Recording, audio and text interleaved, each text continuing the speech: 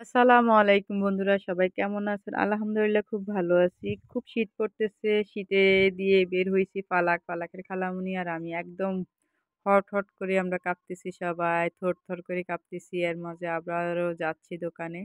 একটা উদ্দেশ্য নিয়ে যাচ্ছি, পিঠা খাবো। পিঠা বানাচ্ছে নাকি আমাদের দোকানের কাছে শুনলাম সবার মুখে। তাও আবার পিঠার দাওয়াতও পাইলাম। যাইয়া দেখি বাকিটা ইতিহাস। যাইয়া দেখি চুলা নষ্ট হয়ে গেছে। আহারে মনটা খুব খারাপ। কিছু পিঠা হইছে। তাও দেখতেছি তেমন একটা চেহারা ভালো না পিঠার। কি আর করব, অপেক্ষা করতেছি দেখি পিঠা হয় কিনা। আর পালাকে এত কিছু দেখে তো পালাকে একদম বিভিন্ন ধরনের বায়না ধরে ফেলছে। কোনটা কিনবে পালাক তো বেদিস হয়ে গেছে। কোনটা ছেড়ে কোনটা নিবে, কোনটা ছেড়ে কোনটা নিবে। আমি বলতেছি যে কোনটাই নেওয়া লাগবে না। আমরা পিঠা খাইতে এসেছি, আমরা পিঠাই খাবো। কিন্তু পিঠার জন্য অপেক্ষা করতেছি। পিঠা তো একদম হচ্ছে না। এর মাঝে দেখে ফেলতেছি যে কত পদের এখানে ভর্তা আছে না। ভর্তার গায়ের রং সুন্দর লাগতেছে। দেখি তো খুব পছন্দ হয়ে গেছে। আর জিভে তো একদম জল চলে আসছে।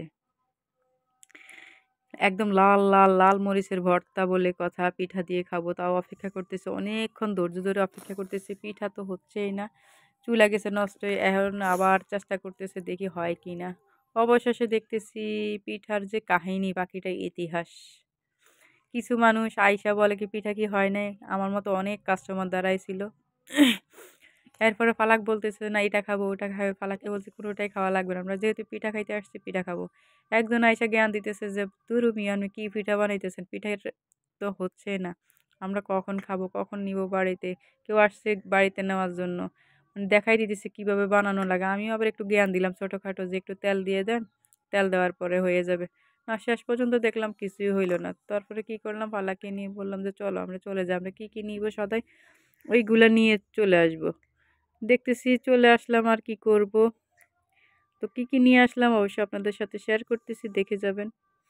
আর এগুলা হচ্ছে সয়াবিন তেল, এরপরে পেঁয়াজ, চালের গুঁড়া নিয়ে আসছিলাম, পোলাও চাল। আমরা কালকে পিকনিক খাবো, ছোটখাটো একটা পিকনিক হবে আমাদের। এখানে হচ্ছে মুরগির খাবার, হচ্ছে 5 কেজি আটা, হচ্ছে আমাদের 660 টাকার বাজার। সবাই ভালো থাকবেন।